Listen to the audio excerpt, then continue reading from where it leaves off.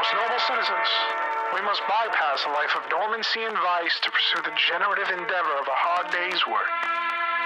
The benefits of these pursuits are not secured by chance or charity, but through the merit of your character and the firmness of your convictions. It is you who are planting the seeds of trees whose shade you know you shall never see. Hello again. At long last. And we've returned. We're back in Florida. It's been a long time coming. It's been a crazy couple weeks. We got some big news we'll announce on the regular episode shortly, but for now we're here getting tropical. But not quite too tropical, not as tropical as people think. And we're talking Florida. If you're here on the Patreon, thank you so much for subscribing. It's me, your host, Butler. We've got my dear friend and producer, the main Vane, over here on the ones and the twos. And we're both pretty excited for this episode. Yeah, well, we're also glad that we were the ones who showed Hassan the soundboard. Yeah, we invented the soundboard. Yeah, we invented the soundboard. Is going to be big on soundboards, it turns out, and we were ahead of the curve on that. So for anyone saying we use too many sound effects, I just want to say thank you for listening. But anyway, so where we last left off, we had just began to make an entree in the story of a very ominous and maniacal figure, a spiritual successor to the comedic General George Matthews, Old Hickory himself, as he's known, Andrew Jackson. So now that we're here, back again to talk Florida and Florida history, and once again referring to the text Finding Florida by T.D. Allman, we're going to be discussing an event that looms very large in the text of that book, and I would say is just generally a very good lens to understand the whole sort of thesis of the book. And I think I've said that like 3 or 4 times now, but this is this is like the big one, I'd say, more than anything else. We're covering Chapter 7, which is Americanization at Fort Negro, and Chapter 8 we're going to get to as well. These two really feel like they belong together. And Chapter 8 is called Florida's Fake History. Yeah. And we might not get all the way in on Chapter 8, but we're definitely going to be pretty thorough with Chapter 7 because the events that are covered in this are, like I said, pretty foundational for the whole narrative of the whole book and indeed of our show too. So lock in. These 2 chapters we're going to discuss Old Hickory quite a lot, like my friend Butler just said. And so without further ado, I think we got a lot to get through, so we'll just jump right in. You want to start, or should I? No, I'll get us started. So, I mean, I think that one thing, I'm looking at your chapter notes here, and you're always making comparisons to modern figures, and I guess to start, we should mention that like the War of 1812 transpires, and in the American imagination, we just think of it as like Andrew Jackson's first joint that really, got him on the Billboard charts. And led him to be one of the all-time great presidents, as we're taught, and as taught why the man's on the $20. They currently think the big man Donald Trump's favorite president. We'll get into that. Yep, that's what I was going to say. But the vision of the War of 1812, as is presented in the book here by T.D. Allman, is, I think, very compelling and worth spending some time with. Before we get into the specific events of Andrew Jackson's blundering campaign through Florida, blundering and bloody. So, the War of 1812.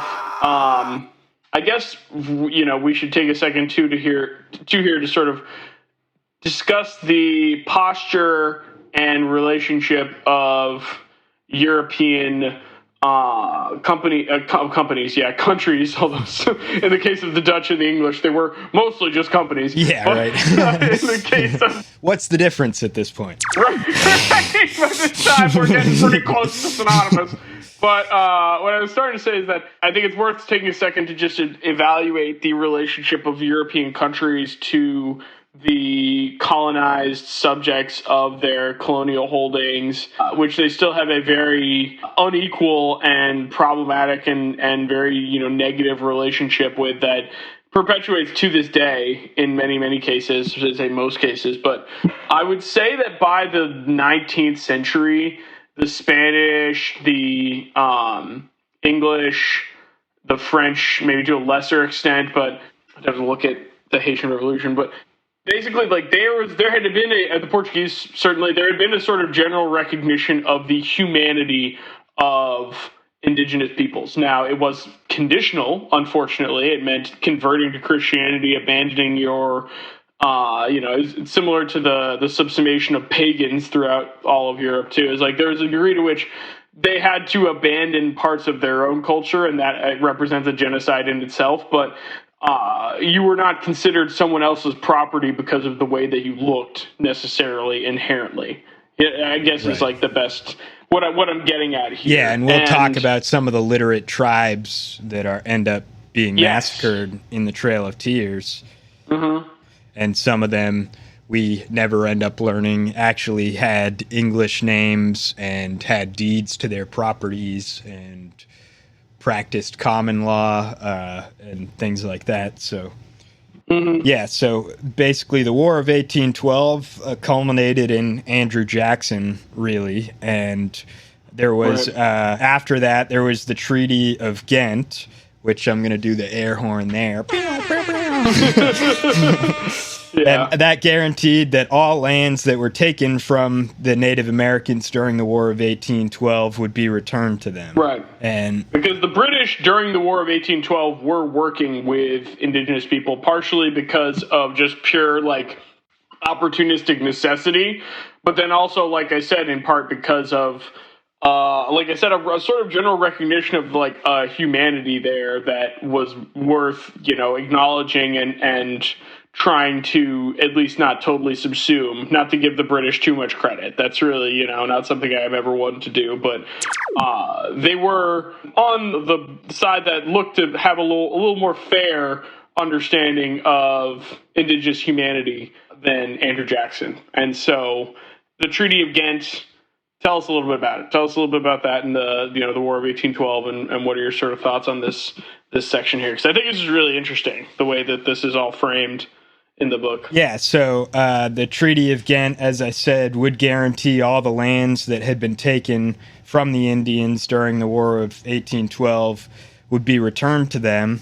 And this would also be basically the final moment that European powers would end up advocating on behalf of the Native Americans in any real way. And ultimately, this leads to the situation which leads to the Monroe Doctrine, which is a declaration not only that Americans have declared that they own the whole Western Hemisphere, as Nick Fuentes and Donald Trump have said again, that this is our sphere of influence, the entire Western Hemisphere of the world. Right.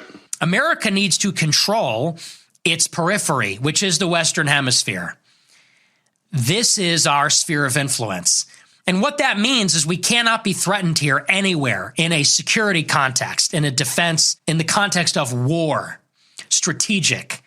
We cannot tolerate any regime in the Western Hemisphere that wishes to challenge us or would challenge us strategically. This is also, the Monroe Doctrine is also a declaration that the U.S. is going to stay out of the affairs of Europe as well. So there's actually a mutual agreement there.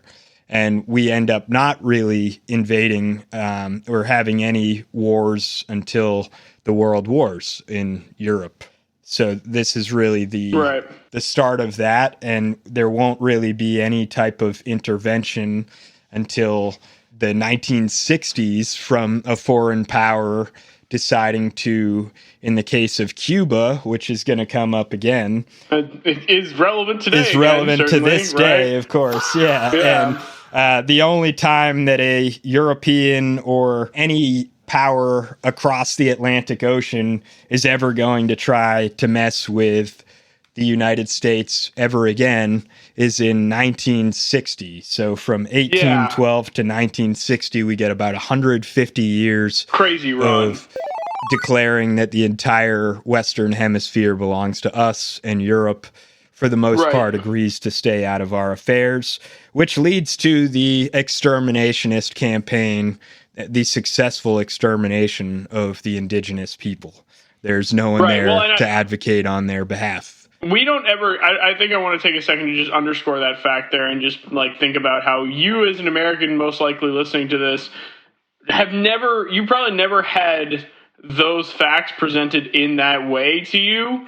But I mean, that was the case for me when I first read through this book, and I found it really compelling, the idea that like, basically, the U.S. has this like uninterrupted, the United States of America as it, forms in rebellion, ostensibly more like a, negotiated hostile takeover, as it forms from the British colonies in the northeastern United States and extending outwards.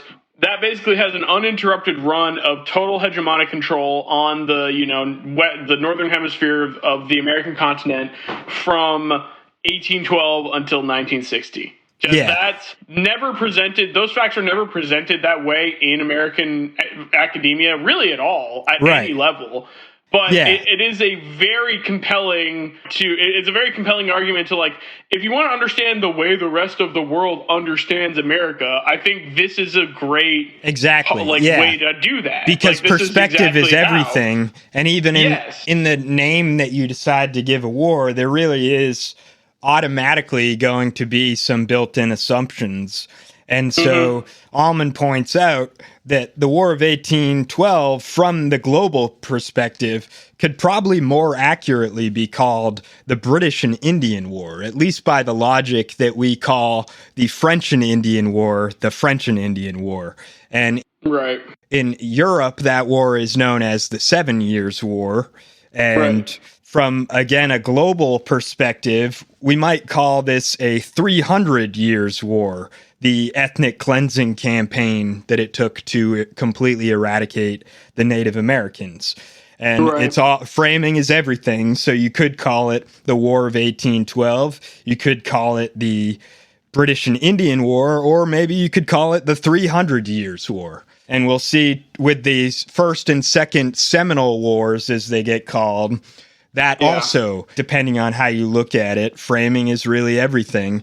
And while Jackson may want you to believe that there was a victorious, that we emerged victorious after his short campaign, and actually it turns out that that's only if you're believing at face value Jackson's declaration of victory. And otherwise, you could say that this is a 40-year-long war that takes place in Florida to eradicate the Indian people there.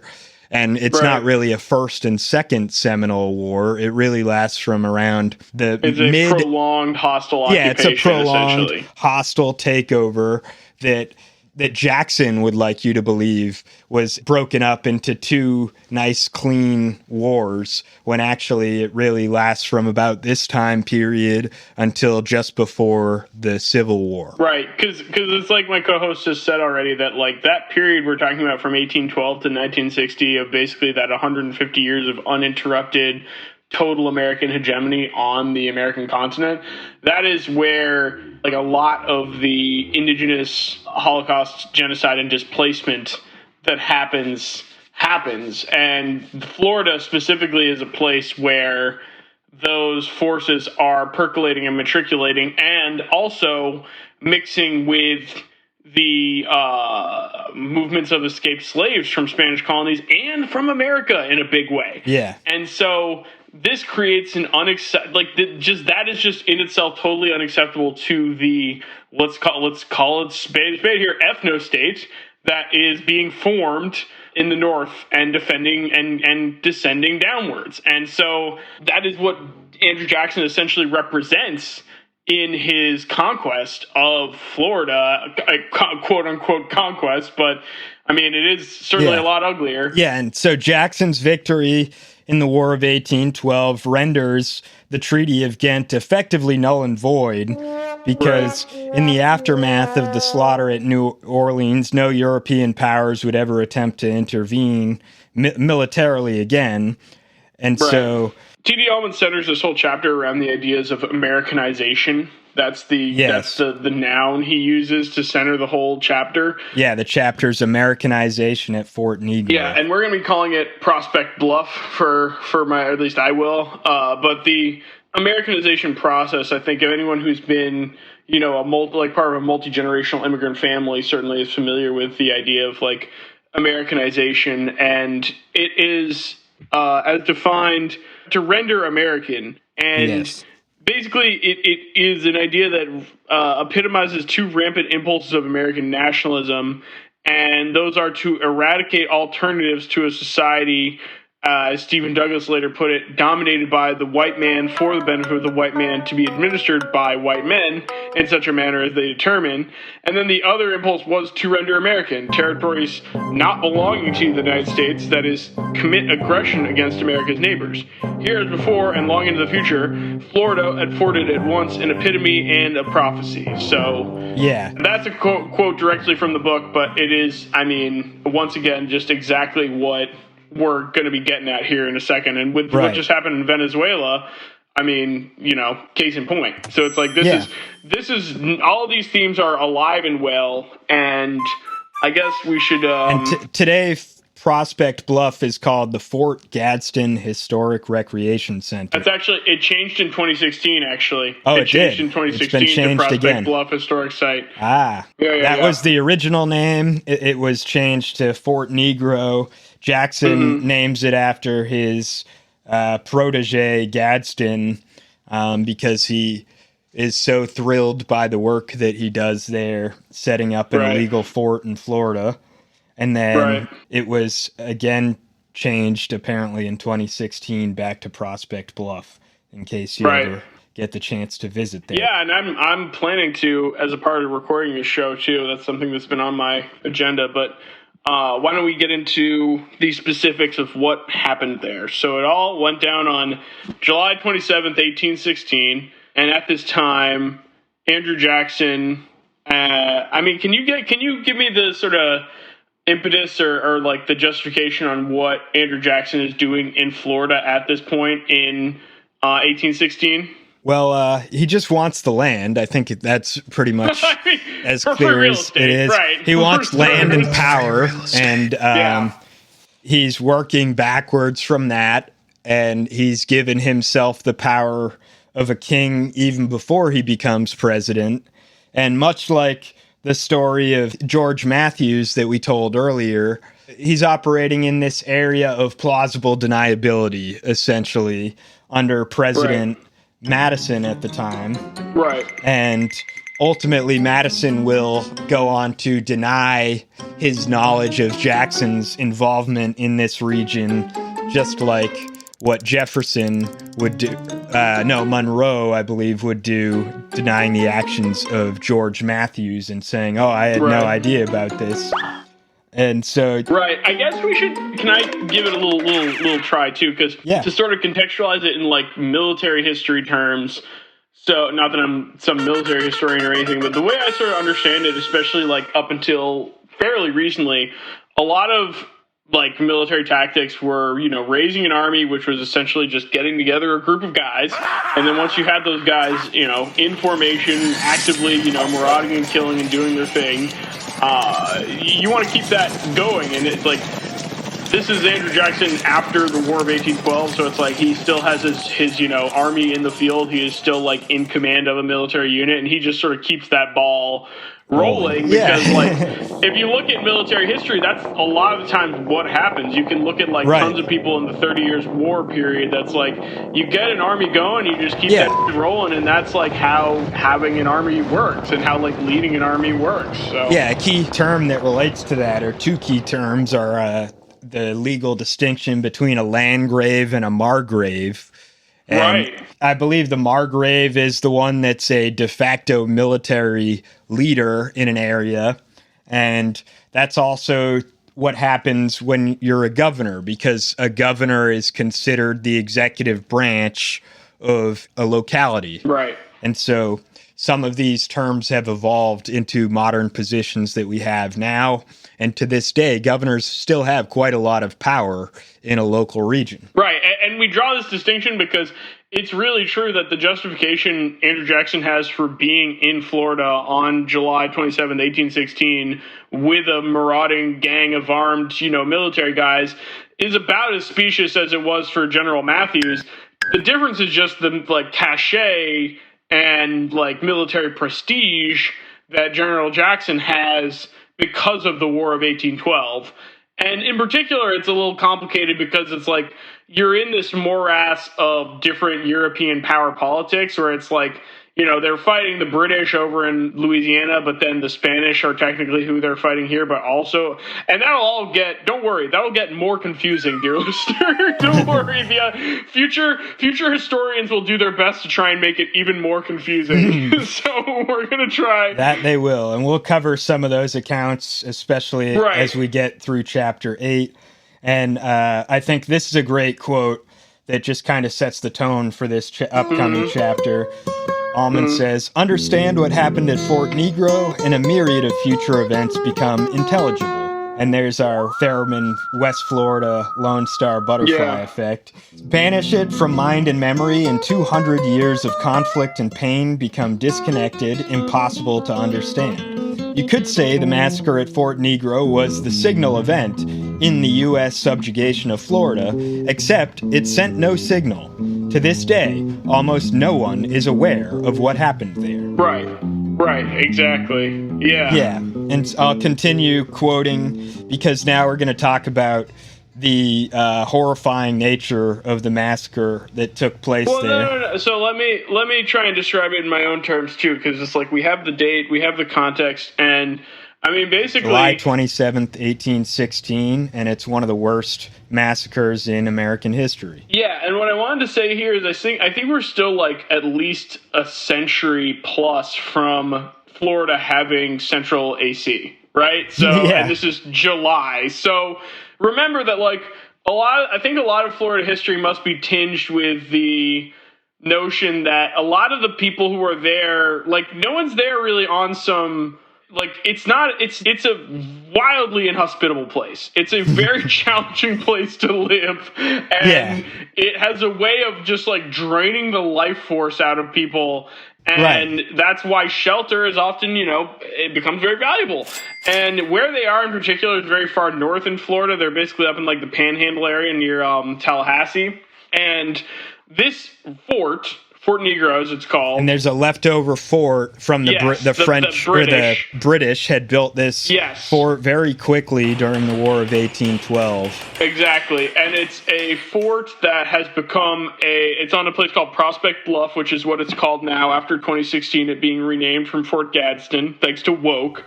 And it has been populated by the sort of types of people that you get in Florida. And we're going to get into this in, especially at this time, I should say, the types of people you get in Florida at this time. And we're going to get into this on the back half of the episode. But in general, Florida has this way of attracting people who don't really fit in this culture that is descending aggressively from the Northeast. So yes, escaped slaves.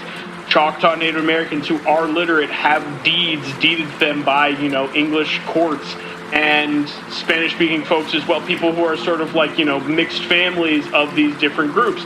That's the type of people who are populating Fort Negro, as it's called.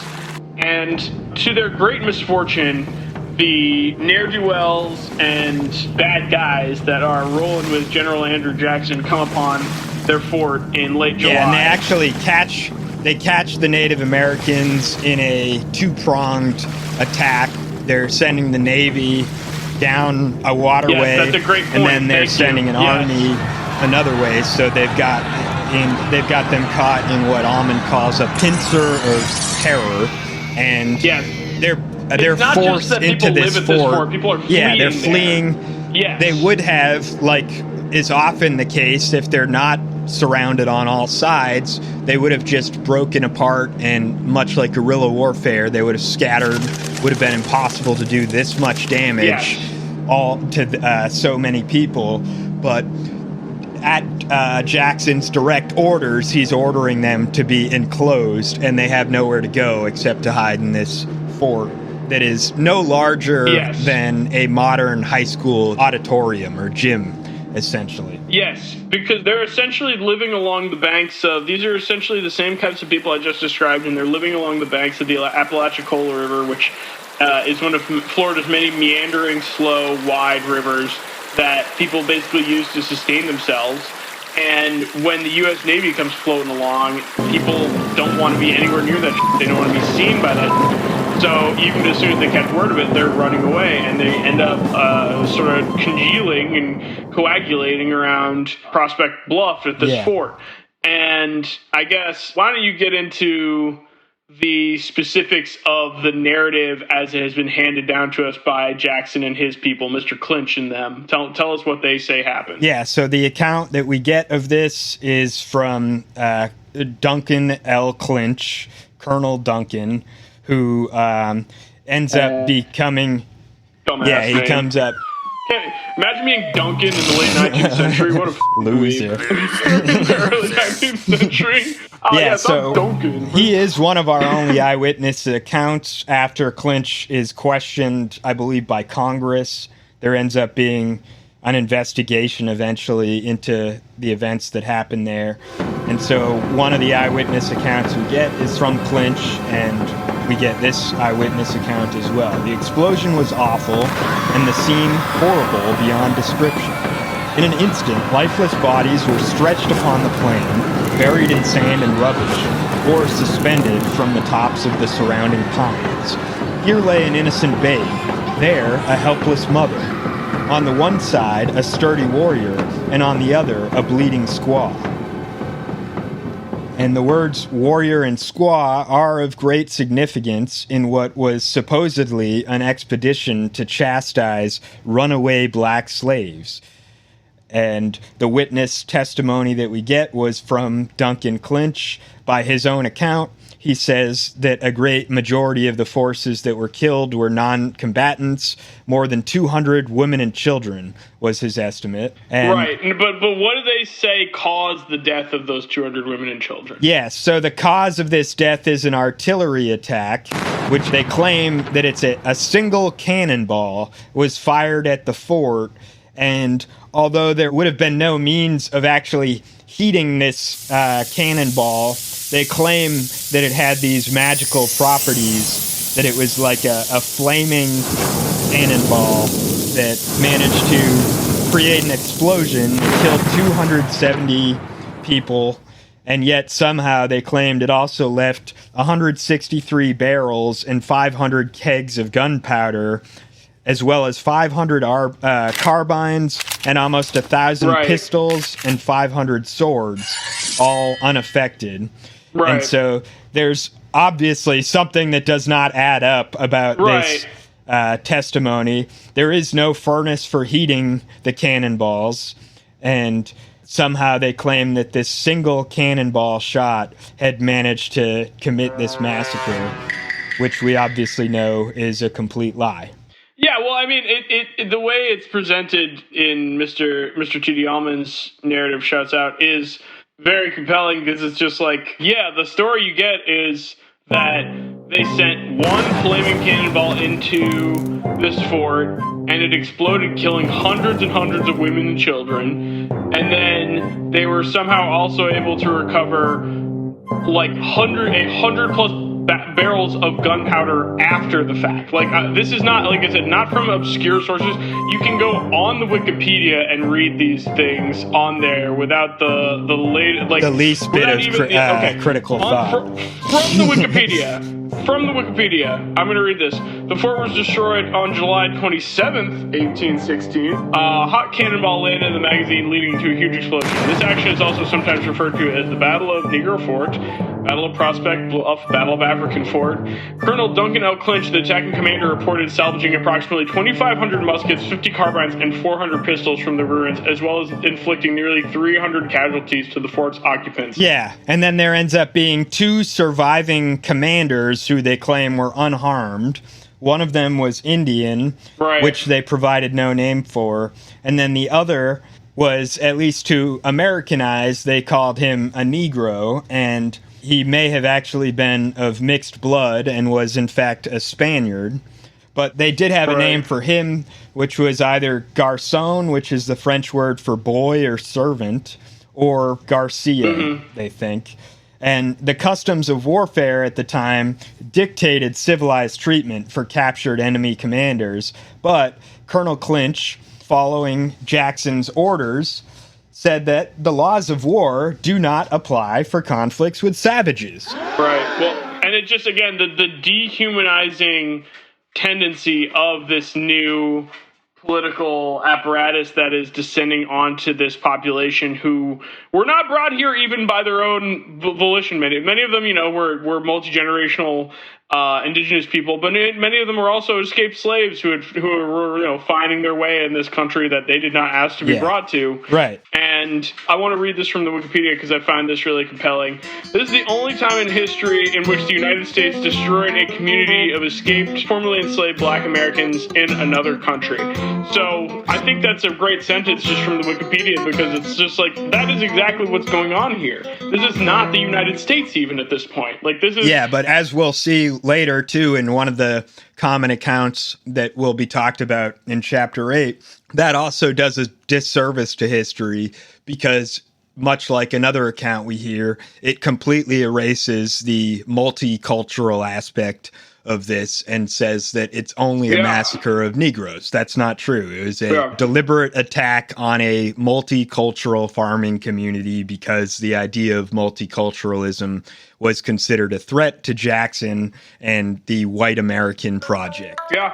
And so Jackson says that the laws of war don't apply to conflicts with savages, and he decides that they're going to torture the two surviving commanders there. And Colonel Clinch explains why he was not responsible, or so he said, for these gruesome murders, because he claims he paid friendly Indians $50 per victim to kill them and torture them. And so he says it was God's will. And he said, quote, "The war yells of Indians, the cries and lamentations of the wounded demonstrated that the great ruler of the universe must have used us as his instruments in chastising the bloodthirsty and murderous wretches that defended the fort." Right. Well, and I should say, too, that all up until this point, General Jackson has been making all this hay about how this fort is surely a hideout for rapists and plunderers. That's like specific. They're bent on raping and plundering and stealing. Yeah, and stolen Negroes. They stole themselves, of course, so they're thieves as well. Yes, he calls them. The criminality is just inherent to them. And not to go on a huge tangent, but there are major legal cases like Plessy versus Ferguson, which are based on the concept of a black person or a mixed race person not being allowed to have property in themselves because of their mixed race. And so, according to the one drop rule, being a free person is akin to stealing yourself as property from a white person. Right. It's so deranged. And this is that logic brought to bear in reality, and the people doing it are the representatives of the United States. So it's like, it's a very heinous thing that's going on in this period in Florida. And I mean, like, what's the line? I think we read this in the last one too. I think this very phrase comes up in the last chapter we did an episode on, but it's very true, is that white Americans saw black growing food for themselves on foreign soil as aggression against the United States. And that's this whole story really challenges you to ask, like, well, how much of the motivations for the founding of this country were based in, like, a perverse, like, Anglo-ethno-nationalism that felt an inherent superiority to others simply because they were different. Like, that really does come through in this. Yeah, and this is also a failure of U.S. intelligence, which is going to be a recurring pattern, because Jackson claims it happens to benefit them, though, right? He says, I have little doubt of the fact that these are stolen Negroes. And it turns out that after they search all the bodies, they find very few examples of escaped slaves and found absolutely no evidence that any of them had been stolen. They had likely lived there for generation after generation under Spanish control. But the only evidence that they needed to prove that these were actually stolen slaves came from the fact that they looked black. And it relates to what the U.S. Supreme Court recently ruled for ICE. They said just very recently that apparently we are allowed to racially profile people based on how they appear or if they have an accent.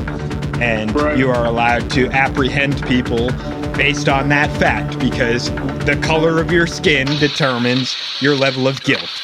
Do you have documentation? I do have my documentation. Can you present it to me, Why please? are you asking me for my paperwork? Because of your accent. You have an accent too. Right. Well, and the thing that I forgot about this when I first read the book, but upon rereading it, I came across that part you highlighted, which is that this is of the fate of the residents of Prospect Bluff at Fort Negro. Georgia slaveholders justified their titles to them by saying that their ancestors had owned the ancestors of the prisoners. So the U.S. military marched these folks that survived across the Florida-Georgia border and handed them over to Georgia slaveholders who, again, said that they owned their ancestors, so we can have you. We'll help ourselves. Yeah, well, maybe we don't have proof that we actually owned you as slaves, but we owned your ancestors. So there we go. It's so we think we'll say we owned your ancestors and you're actually stolen property even though we have no proof of it. Yeah, and then I think this is a quote from Clinch right here. No, Clinch's biographer later put it. The destruction of the Negro fort did not frighten the hostile Seminoles. Instead, resistance to American intrusion grew stronger. Failure nonetheless was spun into glorious victory. General Jackson commended Clinch. But that's, I mean, of course it did. And this it's like, of course it did. What else can you do in the face of something like this? Yeah, and this begins with Jackson claiming, I'm going to take this place in 60 days or less. Who does that sound familiar to? On day one. And then when he doesn't even come close to succeeding in that, he does not have a victory. It turns into an even larger resistance and grows into a 40-year-long conflict. But Jackson doesn't let the truth hold him up. He says, the first Seminole War is over. I did do it in 60 days. I'm the man, and I don't even wait. Hey, when you were starved, they let you do it. So Clinch had failed in his strategic mission, and that did not actually stop any attacks on U.S. citizens. And as Clinch's own biographer puts it, the destruction of Fort Negro did not frighten the Seminoles. As you said, the resistance to American intrusions grew stronger, and that failure was spun into a glorious victory anyways. Yeah, I'm trying to find this section about, like, what goes on, because it's interesting how, like, after this horrible event and the subsequent, fallout of it, Andrew Jackson's time in Florida takes a similar turn to General Matthews, where he moves on to a different. It's a little different, but it's like he moves on to a few different areas and eventually gets kind of like stuck without enough resources in the middle of the swamp and decides to flee. But I'm just trying to find the section that shows that gives that specific sequence of events. But, I mean... So Jackson sought a pretext to invade Florida ahead of time, and that pretext that he used was by saying that Fort Negro is a dangerous haven for fugitive slaves. And he said... And so, much like what we say when Trump was arguing about the protesters in Minneapolis, he argues they're all ne'er-do-wells, they're all Antifa, they're all terrorists, and so therefore I have a pre-justification for going in there and invading, actually. Right. So in 1740... Fort Moses, which we talked about in a previous episode. It's actually Fort Mose. Mose, thank you. Helped thwart the attack on St. Augustine from Georgia. And in 1812, black people once again joined the Indians and Spaniards to thwart George Matthews' invasion. Now in Western Florida, a similar drama unfolded. Though with the passage of the centuries, the cast of characters had changed. So did the meaning of the plot. This no longer was a struggle between Spain and Britain for control in Florida, as it had been as recently as 1783. Like the confrontation at Amelia Island, bloodshed in Apalachicola Valley showed that the struggle for Florida had become a conflict among Americans. Jackson's own claim that the presence of stolen Negroes in Florida justified the U.S. attack implicitly concealed the real source of the conflict. It was the nature of American race relations and the domestic crisis of slavery already creating inside the United States that drove the violence that soon would engulf all of Florida and eventually the whole United States. Yeah, and we talked about how there were at least 5 tribes that were literate and participating in legal transactions at this point. They were fully willing to participate in a framework of international law. And here's a good section where they describe what these 5 civilized tribes were like. So he says, one of the 5 civilized tribes, they were a literate people who had made the transition from the hunter-gathering stage of development to American-style agriculture, complete with log cabins, iron plows, and steepled churches. Many had English names and held registered deeds to the property Jackson and his men stole from them. The Choctaws understood that their own misfortunes were interconnected with the vaster turmoil of world events. Later, when the potato famine devastated Ireland, the Choctaws sent money to help the Irish because they knew firsthand what politically induced starvation was. The Choctaws did differ in one way from their neighbors. Because their skin was of a different color, they would be hounded along the Trail of Tears to oblivion in the lands west of the Mississippi. Yeah, there's actually parts of Kansas called Seminole, too, that have that name in them thanks to the Trail of Tears. But yeah, I mean, if you want to keep going, I found the part I was looking for. I think this next part's good, unless you think it's more relevant. No, hit it, but please. I'm about to talk about the Underground Railroad. Yeah, so generations before the Underground Railroad to Canada had come into being, Florida provided a refuge for a rainbow coalition of America's rebels and runaways, as Larry Eugene Rivers describes these diverse peoples in his aptly titled study of their early efforts to find freedom there. Out of the fusion of these various refugee peoples of American and African descent emerged what we have come to understand as the Seminole identity. Yeah. One of Negro Fort's most important revelations is how exactly this fusion occurred. White repression had driven both Indians and blacks from the United States, and now both were attacked again. Dispossessed together, they tried to defend themselves together.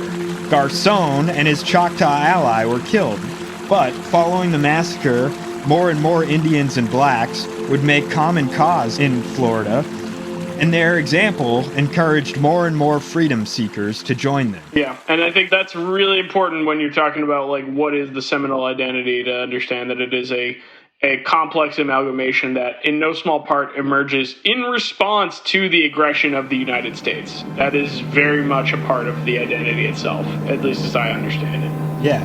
So, I found what I was looking for about Andrew Jackson's parallels to George Matthews, and this gets to what I was asking you at the top of the episode about, like, why is Andrew Jackson in Florida even though it's not a part of America yet? We know this. It's confirmed by treaty. So, Jackson found himself savaging Florida for the same reason George Matthews had wound up mired there 6 years earlier. 6 years. Think about that. Only 6 years from the events, that episode we recorded a while ago. President Monroe, like President Madison before him, wanted to obtain Florida on the cheap, without risking war, even with enfeebled Spain. So once again, impetuous American invaded Florida. The ruse was the same, that the United States was not behind the mayhem. The objective was the same, to get Florida, regardless of America's treaty obligations and the rights of its inhabitants. Jackson's was as self-confident as Matthews had been. He would secure the possession of the Floridas in 60 days, he boasted. On day one. And he did not, but he did set his sights first on a Spanish port of San Marcos de Appalachia, today known as St. Mark's, and claimed it was the headquarters, similar to like the Cartel de Sol thing, where it's like they love making up a guy, like an enemy that they have to go after right away. But Kamala has imported an army of illegal alien gang members and migrant criminals from the dungeons of the third world. They come from the dungeons, think of that, the dungeons of the third world, from prisons and jails, insane asylums and mental institutions. And she has had them resettled beautifully into your community to prey upon innocent American citizens. That's what they're doing. And no place is it more evident than right here. Because in Aurora, multiple apartment complexes have been taken over by the savage Venezuela prison gang known as Tren de Aragua. When they got to St. Mark's, there was a 70-year-old British businessman named Alexander Arbuthnot who Jackson found having dinner with a Spanish official. So I feel like that scene, like Andrew Jackson bursting in on a 70-year-old British businessman having dinner with a Spanish official and then whisking them both away and killing them both in due time, I feel like is just, it really typifies the whole story we're trying to tell here about what Florida really means for the rest of the world.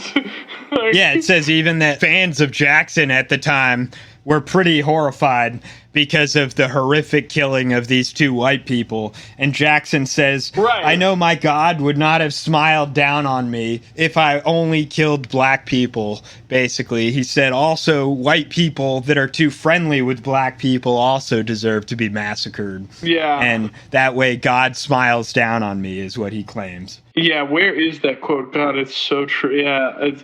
no, he says you're exactly right that's what he says. And I was thinking about that too in this moment, that it's like, boy, we really are the same country too that we always were, in that like at this moment with all these ICE killings, there have been many killings of Spanish speaking and non-white people that have basically gone unreported, or at least completely like unnoticed. Yeah. Right, like very mildly reported compared to Alex Preddy. But his killing Renee of this Irish guy, Arbuthnot, and someone else, those even shock the conscience of white people all across the country. Exactly. It's so endemic. It's so deep to, you must unpack the Anglo mind virus if you have any chance of getting past, like, through this kind of shit, man, because it's so f***ing real. It's crazy. So that is the first sort of turn after Fort Negro, and then moving on to more. Yeah, and that's after they massacre the two leaders. So Garcon was shot on the spot, and the Choctaw Indian was scalped and then stabbed to death. Right. And I'll read this quote here. It says, "The Negro fort exhibits offer a paradigm of what might be called the ongoing Florida historical myth. It consists of suppressing, denying, or changing the facts whenever they controvert the celebratory version of events historians at the time and their audience prefer, and then suppressing, denying, or changing the facts yet again whenever a newer false version is needed. Right. In this instance, though, through the straightforward expedient of lying, the victims of murder are turned themselves into sentenced murderers. Their killers become dispensers of justice. Negro Fort, site of the worst American massacre in Florida, provides the most complete example of how, over and over again, an illusion of American virtue is preserved by blaming the victims. Even Colonel Clinch gets marginalized in this process of turning the massacre site into an emotionally tax-free zone. Right. Contrary to what you might expect, Clinch's name is not on the fort. It bears, instead, the name of Lieutenant James Gadsden, another Jackson protege. And slave owner. Because following the massacre, Jackson orders Gadsden to transform the site of the killings into a permanent base for projection of U.S. power into Florida. He was so pleased with Gadsden's work that he ordered the new fort named after the subordinate who carried out his orders. Far from being an act of self-defense, the bloody destruction of the multiracial communities of the Apalachicola Valley was the latest step in Jackson's forward policy of Americanizing Florida. Right.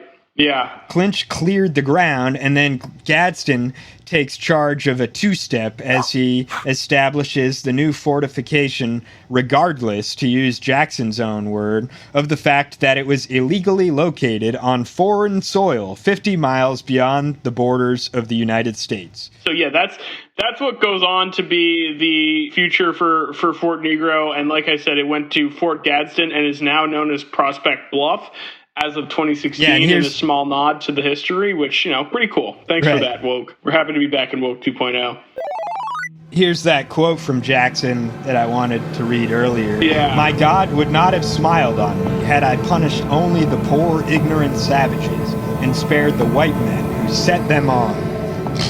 Well, and thank you for finding that quote, because I wanted to say that I think this sort of begins and some of my favorite characters in this story will fit this mold, but I think this begins very much a theme in Florida history that we're going to try and unpack as well, which is like white folks choosing to be a little spicy and being punished very decisively for it. But in doing so, being on the right side of history, and then again, like being rewarded for that by total obscurity.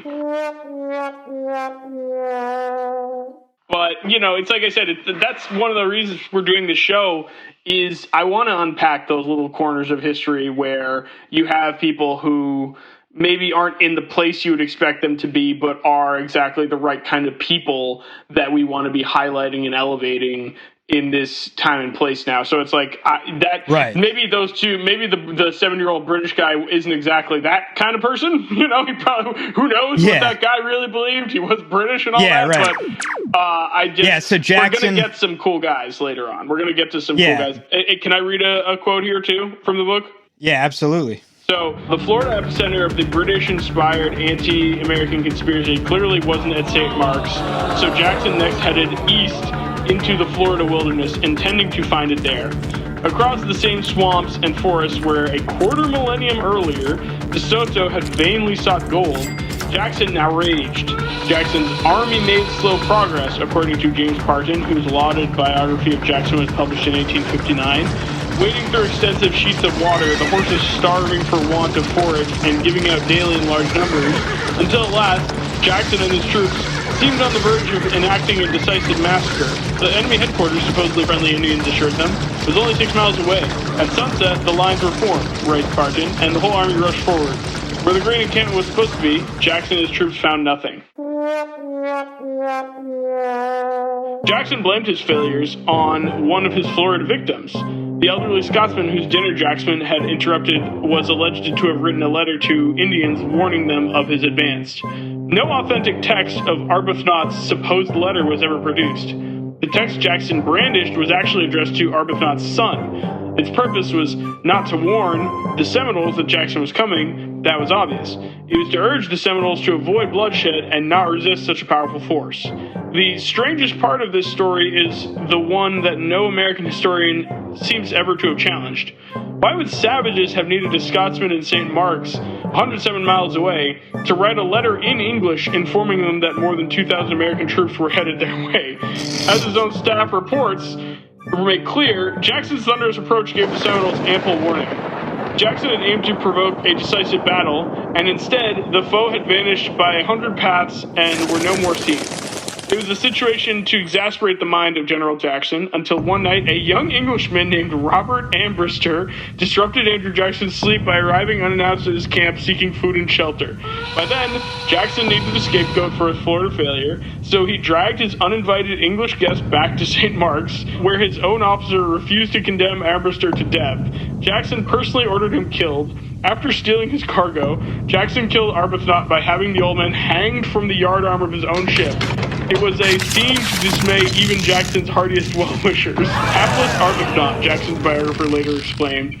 Once again, the victims were to blame, guilty in the words of Jackson's comrade-in-arms, General Gaines, of being self-styled philanthropists who long infested our neighboring Indian villages in the character of British agents fomenting a spirit of discord, calculated to work to the destruction of the deluded savages. Yeah, later they would call these people N-word lovers. That would be their crime. Yeah, Yeah, exactly. And endeavoring by pretended care and kindness to effect the destruction of these wretched savages. And you see that right there, too. That just sticks out to me now that I read that again. By pretended care and kindness. That is always what these people think. They do it now with, like, their virtue signaling. Yeah, exactly. Signaling. Oh, you really love black people, huh? You really care? You have empathy? Oh, you think being nice, it's like, you're being nice? It's your way of trying to have sex, you fucking idiot. It's like, you are such fucking cynical, depraved losers that you can't look at extending basic humanity to other human beings as anything other than, like,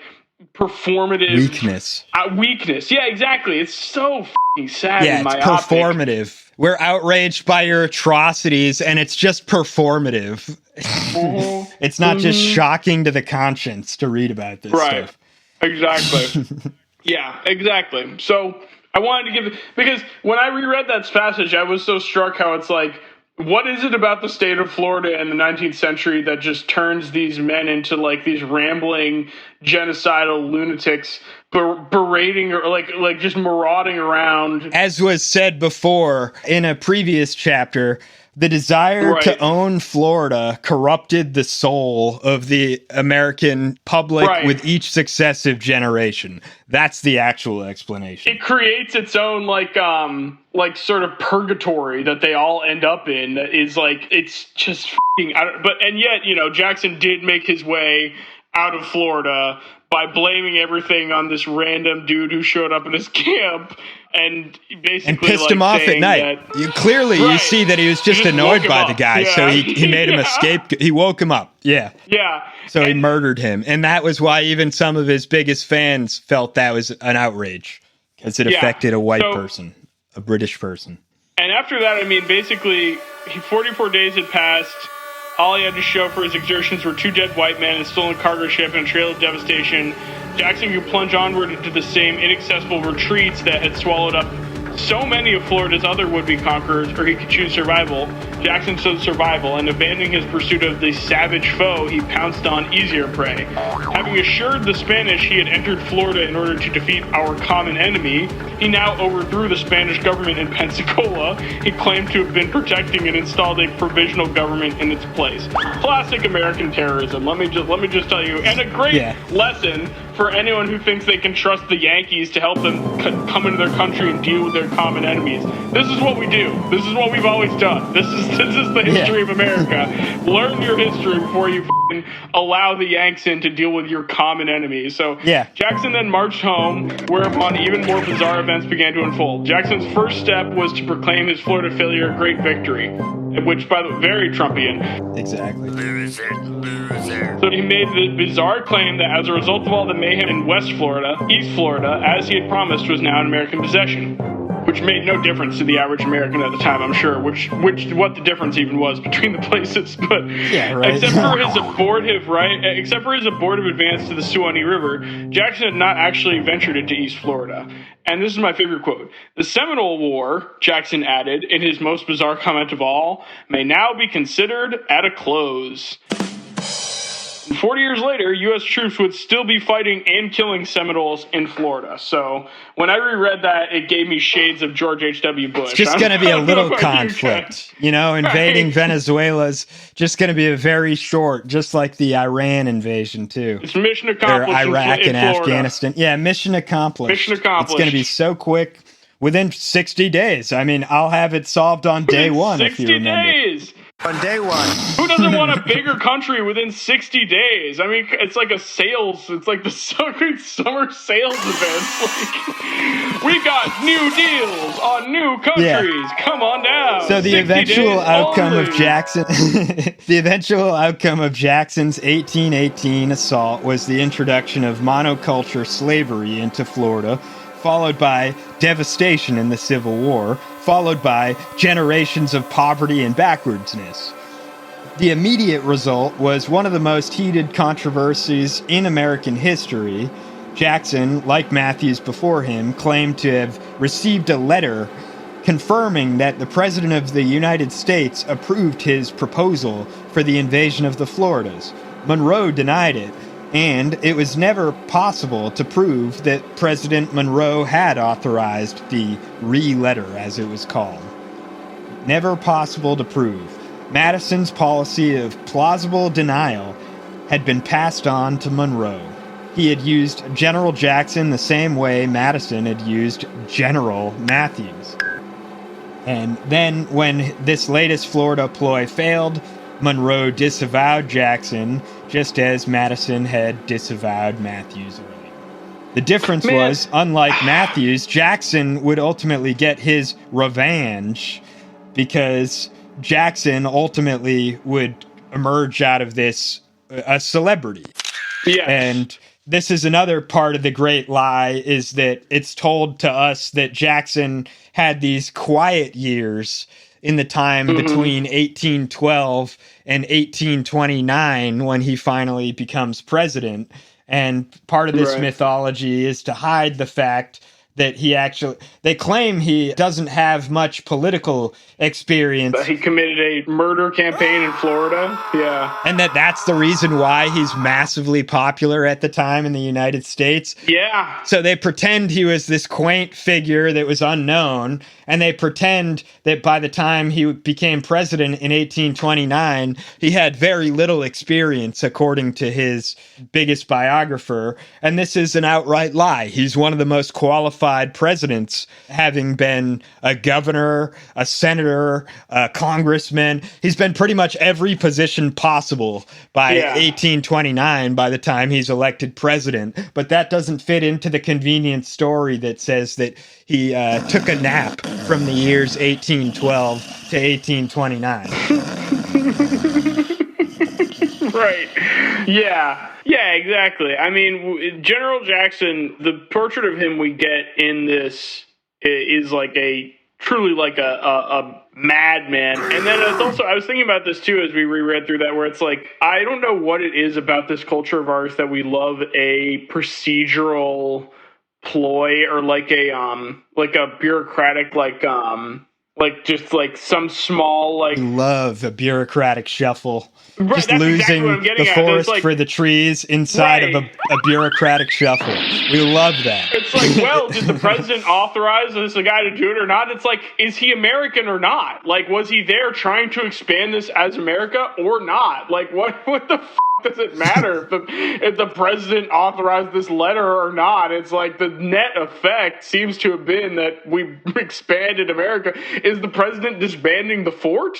It doesn't seem like and it. then the net effect of and the net effect of telling this whole story is not that everyone on all sides is a fucking asshole. Right. It turns out that they all managed to emerge unscathed from this story, as if they hadn't been just doing one scandal after another scandal. It's like, okay, if you're the president and someone does this on your behalf, but then you don't get out of that because you're like, well, he misunderstood my letter. Well, listen to this. He compares it. It's so British. Yeah, Allman compares Monroe's disavowal now to a Nixon-esque disavowal, and he says, the president was ill when Jackson's letter reached him and does not seem to have given it due consideration. On referring to it a year later, he could not remember. I do not recall that he had ever seen it before. Okay. What about Jackson? He emerges from the swamp of blood and lies with his boots as shiny as though he just got back from Sunday Bible class. Man, yeah. Well, I'm not a crook. This chapter ends with this quote here. There can be no doubt that, whatever the president's intention may have been, the general honestly considered himself authorized to take possession of Florida. Exactly. I don't recall, and I don't really know whether such briefings were given to others like the Secretary of State or not, who were going to be meeting with these people. I don't recall seeing this, and as I know that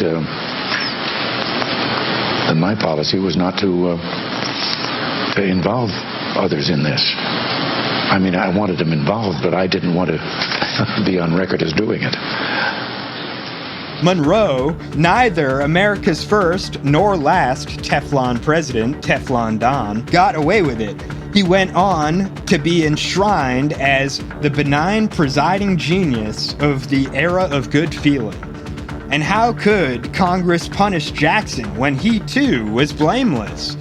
When the Military Committee of the U.S. House of Representatives issued a report documenting Jackson's many violations of U.S. law, the House rejected its findings by a vote of nearly 2-1. Right. All great world historic events, facts, and personages appear, so to speak, twice, Karl Marx wrote in a commentary on Hegel, the first time as tragedy, the second time as farce. That may be true elsewhere, but as Jackson's rampage showed, events in Florida repeatedly unfold in the opposite direction, from farce to tragedy. Just as Menendez and his massacres followed De Soto's farcical wanderings, the Matthews farce had been followed by full-fledged tragedy. But to bring up the Menendez event again as well, I think there's a similar sort of, and this is going to get into the discussion we're about to start, of like, there's a similar sort of pearl clutching and sort of like disbelief at the behavior of people in Florida and at the actions, the things transpiring in Florida. And it's something that I find really fascinating and something that this book has really revealed a lot to me. So, I mean, is there anything you want to, and I think we actually used that same quote in the last episode for any keen listener, but are there any... It's a great quote, I think. It's worth, so true, bears repeating that in Florida, that Marx quote does happen in reverse. It's a farce and then it's a tragedy. I mean, we have one of the only rivers that flows the other direction here. North. We got, it flows northward for some strange reason. It's a crazy place. Yeah. It's a very special type of place. Yeah, and we'll talk about in Chapter 8, as we're now reaching that, the process by which people believe that the truth will ultimately reveal itself as time passes. And the fact of the matter is that assumption also plays out in reverse in Florida. And actually, while you would assume that we uncover these events and discover the truth as time passes, it only seems that these stories are buried deeper and deeper between layers of sedentary lies. Right. And so now moving into Chapter 8, Florida's fake history, it's going to start with John Quincy Adams for a minute, who's acting right now as James Monroe's Secretary of State. And this shows the level of complicity that historians have taken in covering up this story. Well, and before we go too much further, I think we're going to be a little fast and loose with Chapter 8 here. I don't think we're going to get into it as thorough detail as we've some of our past chapters, because we are really honestly, sincerely trying not to just read the book. We're doing our best. It's a good book, whatever. But what I want to sort of start the top of this chapter discussion with a little bit of a personal anecdote about my own experience with this book and with being a Floridian, because I wanted to hold the space in this part of the episode for the discussion of the Florida man effect, as it's sort of been referred to. And I myself, a proud Florida man, born in Florida, moved out of Florida at a quite young age to a state with a arguably much better education system, the state of Massachusetts, where I was educated through most of my life, and where many people like, Mr. John Quincy Adams, that my co-host just brought up, play a very prominent role in the history of that region, and people are very, very proud of it there in a way that people are not of Florida history. And I personally always felt like an awareness of, from a very young age felt like very, like it was my right as a Floridian person to talk about how shitty Florida was. And, it does have shittiness to it. And there is a way in which I think, like, everyone throughout America talks about Florida as this, like, place that is kind of a basket case. And it's a blame the victim mentality that you want to blame the Florida man who is uneducated. But how is that not a product of the society that he was raised in? Right. Yeah. And I think that we've already talked about John Adams, and we're going to talk about John Quincy Adams And we're going to talk about how in certain places like Florida, there's no distinction whatsoever between Adams and Jackson. Yes, exactly. Adams is often presented in gentlemanly contrast to Jackson, the barbarian. But the fact of the matter is that in some places like Florida, he's equally as much of a thug as Jackson was. Well, in previous episodes, we did bring up the fact that Adams is noticeably better than many of the other founding fathers. I would say it's not even a difficult choice. In the 18th century, John Adams is the best president, the most morally upstanding president. There's no question. He has some quote saying, it's a very low bar. Right. There's only 3 presidents, and it turns out that he's the only one who says, I've never met a slave owner that I respected in my life, ever. Right. And he basically says that I've paid wages my entire life as an act of insurance because I know in the future that is going to pay dividends for my legacy. And that is respectable. But then at other times, when you look at a place like Florida, you realize he is every bit as much of a thug as Jackson was. Right. Well, and that's what I was kind of getting to is what I wanted to say is that in my experience growing up in a place like Florida and then a place like Massachusetts and learning about the Civil War in a place like Massachusetts and feeling the sort of latent anti-Northern sentiment that you experience in a place like Florida, as a very young person, I felt that like this sort of aversion that people have to like the attitudes of a lot of folks from other parts of the country further north, when I was younger, felt that must have been some sort of relic of the Civil War. And that's absolutely part of the story. But after reading this book and looking into this book, it even goes back deeper. Yeah, after learning it, like reading into that even deeper, I've kind of come to feel that like there's actually a lot more to that sentiment than just remnants of antagonism from the Civil War. And in fact, both sides of the Civil War would like to see that third story get erased about like that story, third story of like, why do people in Florida not like the northern, like the Yankee Leviathan as it was called. Yeah. But like there's a real story there. There's a real, and I think it also explains a lot of the kind of political dynamics that we see today that people have such a hard time understanding, like the conservative Latinos. You know what I mean? It's like, why are Latinos being conservative while also being told that they want to deport them? And it's like, there's something to understanding, like, why would Latino people in America break conservative in general, that you can understand through learning about Florida and it's like its own history of conservatism and its history of like Spanish people trying to find their way in Florida by making strange bedfellows. You know what I mean? Like that's something you see in the South and in the southeastern United States constantly as a way of just survival. Right. So I don't know. I just wanted to put those notes in up top, but get definitely back to Mr. Quincy Adams. Yeah, so now serving as the Secretary of State for James Monroe, it's JQA who's going to be the one who eventually gets Florida for the U.S. Finally seals the deal. He seals the deal, and like Jackson, he would have laughed out loud at the claim that the U.S. had purchased Florida. At the time, everybody understood that America had grabbed the whole of Florida by simply running roughshod over the Spanish, both diplomatically and militarily. Right. The Spanish, who also really didn't have the right to the land, and yet in their half-assed occupation of Florida, had created a place that had Spanish-speaking people who had the ability to interface with their English-speaking neighbors and had cousins and family members and people in their communities that were indigenous and formerly enslaved. And it wasn't a lot of people. I think it was like 3,000 people, according to like an earlier chapter. But it was people who did not want to be slaves again, certainly. So, yeah, tell us the story of JQA getting Florida. So funny to call him JQA. Like he's an entourage. Yeah, or AOC or MTG or something. Right.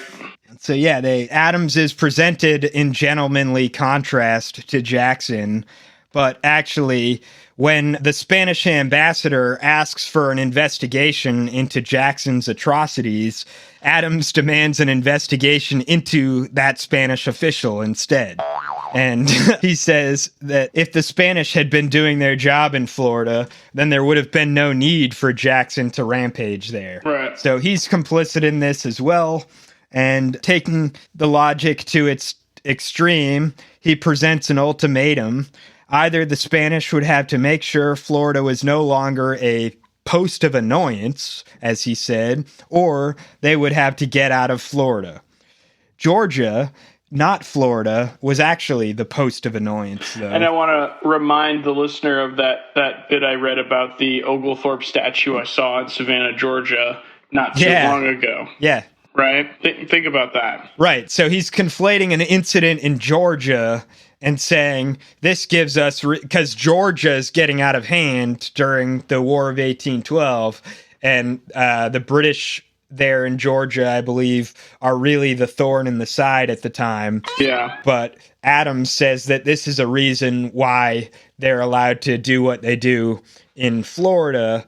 He tells the Spanish ambassadors that if they would stop being a post of annoyance, then Jackson wouldn't have had to invade Florida. But this post of annoyance he's actually referring to is Georgia. Yeah. Had the U.S. forces kept their side of the border orderly and peaceful, Florida would have been spared terror and devastation. But by then, the Spanish faced bigger threats than Americans' violent encroachments. From Mexico to Argentina, independence forces were gaining strength. Yeah, so that's another important point here, too, is that the Spanish are dealing with the places that they do actually really give a about and that are actually making them money. They're declaring independent. They have the spirit of Simon Bolivar running throughout the entirety of Spanish control. Right. And you have in what are today the modern states of New Mexico, Arizona, Colorado, Utah, Nevada, Wyoming, and California, all beginning to have their own independence streak.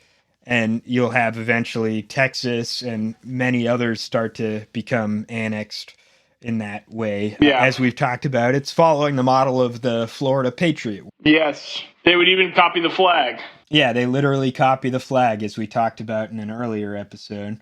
Mm-hmm. Falsely claiming that the U.S. had been attacked, James K. Polk then goes on to launch an unprovoked, full-scale war of aggression. He is president now at this time, and following Jefferson's example, he disregards both the treaty obligations of the U.S. to international law and also ignores his own U.S. Constitution, just as Jefferson did, unilaterally expanding the territory, even though he recognized that the Constitution does not give that power. The Constitution just doesn't ever exist in Florida. Florida has, it's hard to think of a time in Florida history where the Constitution has really been a solidly coherent document, because it's like you can even think about the year 2000. You know what I mean? Yeah. It's like there's so many points where what's happening in Florida necessarily has to be an exception. Yeah, in the year 2000, you're referring to the single presidential election that was usurped by a decision of the U.S. Supreme Court. Correct. And then they actually ruled this only applies to this one election in this one particular instance. That decision that was made by a Supreme Court that was staffed in no small part by the father of the guy whose decision they were making this on his behalf. So that's, it's just Florida, totally not a Spanish monarchical possession at all. But yeah, and then Polk falsely claims that the U.S. had been attacked, and so he launches a full-scale war of aggression, and Mexico is compelled to cede to the U.S. all or parts of what would become New Mexico, Arizona, Colorado, Utah, Nevada, Wyoming, and California. These conquests continue to be a diplomatic military tradition, and clever Europeans had imagined that they bent the adolescent Americans to their wills by getting them to sign some sinuously worded piece of paper. But the Americans simply grab whatever territory they want anyway, disregarding that treaty, getting the better of the clever Europeans who felt like they had got the U.S. to agree to a legal piece of paper, and it turns out, much like we would accuse the Native Americans of being Indian givers, it turns out that the Americans actually decide that they don't have to obey the letter of the law, so they win one over on the old European cousins, and they grab whatever land they want, violating any notions of originalism that people may have to this day. Yeah, I mean, I was going to say right here, I think it's really, this is a quote that T.D. Allman points out, but it's not something I'd never really thought about, that thanks to the Louisiana Purchase, Yellowstone and Wyoming were officially U.S. territories before Florida beaches were. Yeah.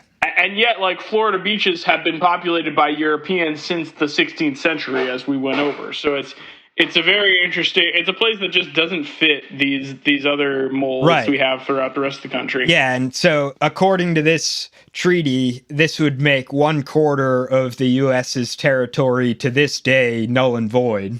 And they actually were able to get the Spanish to relinquish this territory in Florida by admitting legal wrongdoing there and pledging to, quote, cause satisfaction to be made for the injuries suffered by Spanish officers and individual Spanish inhabitants by the late operations of the American Army in Florida, exonerating Spain from all future demands on account of the claims of their citizens to which the renunciations herein contained extend, and considering them entirely canceled.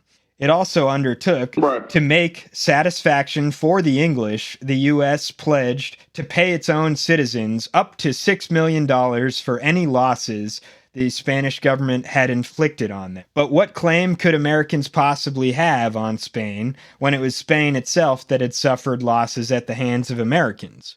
This was essentially a $5 million slush fund for all of the patriots who, in the course of subverting Spanish rule, claimed to have suffered loss or injury, and gone on to trump up claims against Spain. Had this treaty not been declared entirely canceled, various former marauders might have gone on pestering Spain in the U.S. courts for decades. But Spain, in turn, would have had grounds for delaying the transfer of Florida to the United States. So this all stops generations of Americans from being taught that the U.S. had purchased Florida fair and square. Anyone taking the trouble to actually read the treaty would find that there is absolutely no mention whatsoever of any purchase. They will find the treaty established Americans' western boundary line as the Sabine River, which today is the border between the states of Louisiana and Texas. Though claims that America had purchased it from Spain are fictional, the U.S. did pay dearly for Florida. In a speech he gave on the 4th of July, 1821, while still holding office as Monroe's Secretary of State, Adams warned Americans of the costs and the dangers of using violence to extend freedom. It's free real estate. The fundamental maxims of her policy would insensibly change from liberty to force, he warned. What troubled him were the corrupting effects reliance on violence would have on the American people. America might become the dictatress of the world, he conceded.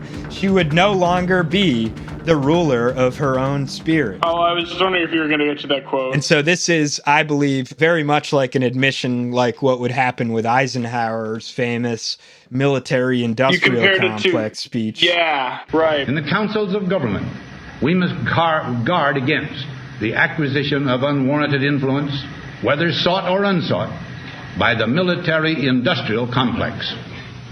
The potential for the disastrous rise of misplaced power exists and will persist. We must never let the weight of this combination endanger our liberties or democratic processes. We should take nothing for granted. Only an alert and knowledgeable citizenry can compel the proper meshing of the huge industrial and military machinery of defense with our peaceful methods and goals, so that security and liberty may prosper together. And there's also a similarity to the warnings that AOC recently just made. Yeah. She recently said on the world stage that she believes that the genocide in Gaza is really a moment of moral decay, just like Adams was warning here.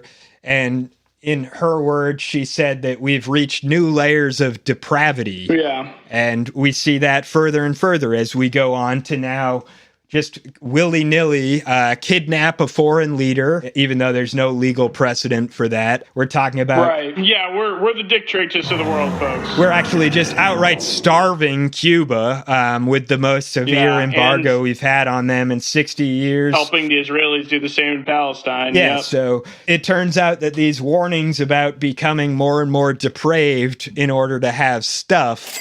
that turns out maybe we should have heeded those warnings. And maybe we should have listened to Eisenhower back when he warned about the threat of the military-industrial complex right before he left the office.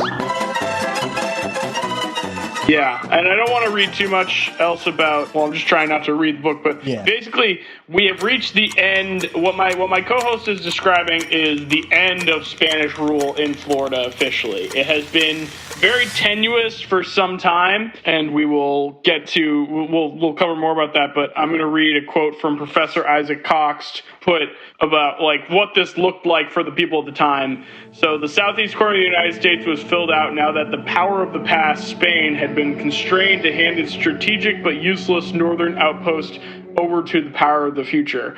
And C.D. Allman loved that quote. I love that quote because strategic but useless is very, as we talked about, for Florida. Florida is just a pit of money. And yet a total It's not a place where money is made. It's a place where money is destroyed. And Jackson will complain about that very shortly. Yeah, I was going to read that quote too. Yeah, let me read that quote because it's great. And I mean, I don't know if there's anything else you want to get to in between that, but... Well, it's after Jackson tries to serve for a short time as governor, and again... This dispels the notion that he went into office in 1829 with no political experience. Try being the governor of Florida, but he quits within 6 months and complains, I can't make a profit from this place. This place sucks. It's too hard. And so he abandons his post as the governor there, but he did give it a try. Let me read it. It is impossible under existing circumstances that any business can be profitable, he complained. Andrew Jackson had finally noticed what the Spanish and the British had learned earlier. Florida did not create capital. It consumed it. Which, I mean, still true to this day. Right. People catch You're that not going to live there without AC. It's still a red state. It still bleeds money, and only a handful of blue states are net profitable in this entire union. Yeah, that's right.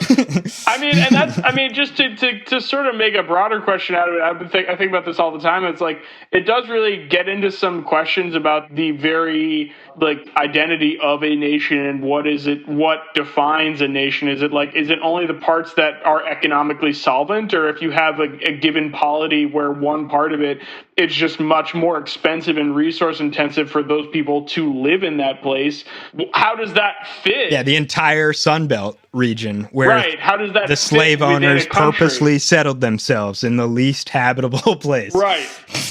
Right, exactly. And that has created this animosity throughout this country for generations of everyone, like my co-host just alluded to, that the majority of the states that are just very money sinks are in the Southeast, especially Florida. And also Texas. And they are places where it's a lot more resource intensive to have a large populations of human beings there. So there's necessarily this imbalance within a federal system that contains all these places, that one place is going to be where the surplus is derived that's necessary for these other places to have people that live there, and especially at scale. So that, and to retire there as they get older and older, and we start sending all of our snowbirds there. And people are constantly straining under the yoke of these two, like contradictory forces. Yeah. And I wonder about it myself as like, as Americans do Americans want Florida to be a part of America? I wonder sometimes, but it's like, I think yes. It's where all the elderly go to retire today, which is a massive net drag on the economy. And it's where a bunch of failed real estate schemes get set up over and over and over and over again. And the average response from a lot of like left people is, let's just let it sink into the ocean. And I hope that some of what we've outlined here in this show so far lets you see why that's not really an acceptable answer to my mind, because it not only like says what we plan to do to help out any other place in a similar low-lying circumstance, but it also conveniently hides and buries so many of the worst and best parts of the history of the people who moved from Europe to this continent to try and make a better life for themselves. But both sides of that story, like I said, the best stuff and the worst stuff, you have elements of them both in Florida, and they both get washed away by letting the whole thing sink into the ocean. Which, by the way, it probably won't. Realistically, I honestly think that, like, there's a good chance that life will persist in Florida much longer than people expect, because isn't that just Florida? Yeah, right. Isn't that just how that fucking place is? Yeah, and of course the Menorcans are some of the people who have managed to have for hundreds of years, longer than the U.S. has been a country. They have a continuous line. Right, longer than the Mayflower colonists, and they're brought over similarly by the British in that, like, Heart of Darkness scenario we described in the previous episode. Right, and Allman brings up that there are many people who have the right to call themselves American, including the Menorcans, and including the people who were massacred and dispossessed there. And by the time that the Spanish forces had left Florida and given it over to the U.S., a quarter of a millennium had passed now since Pedro Menendez had established St. Augustine. And after all those centuries, the total population of Spanish Florida was now only about 3,000 people left. And that's ultimately why they're able to be conquered so easily, because, again, Florida is so inhospitable that after trying to hold out for so long there, Spain really hardly even has anybody there left to defend it. And it says, even they were mostly descendants of people who owed their presence to British, not Spanish rule. The adaptable Menorcans had survived British mistreatment and Spanish neglect. Under the U.S. flag, they would flourish.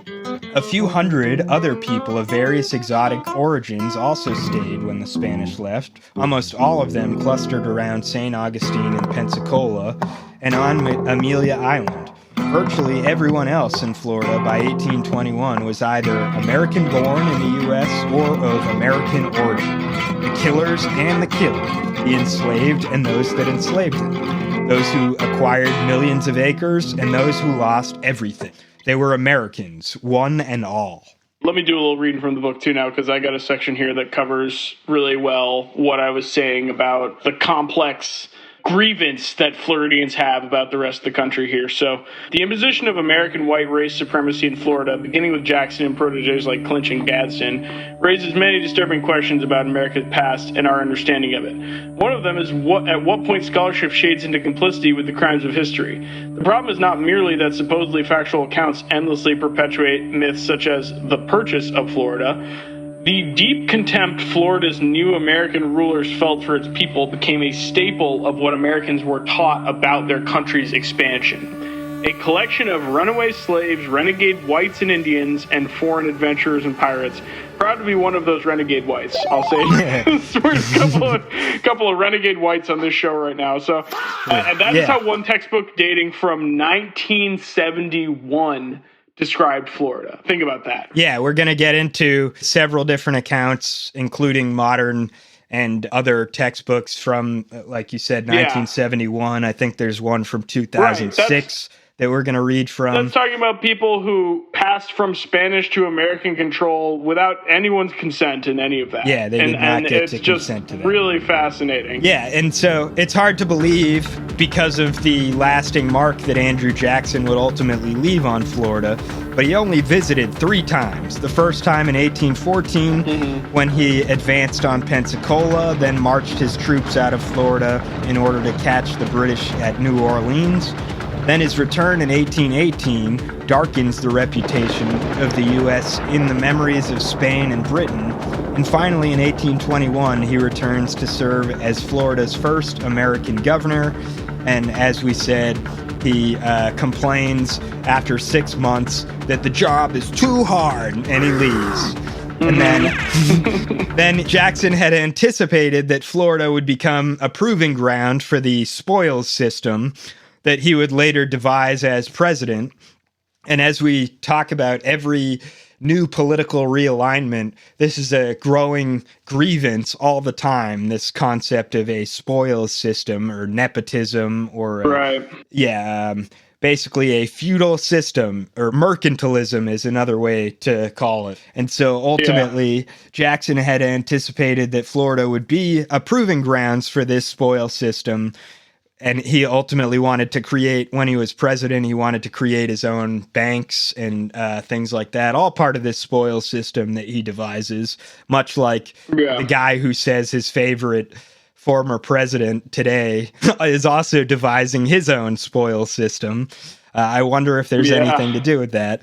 And so spoils all for me. Yeah. We love spoils, folks. To the victor go the spoils.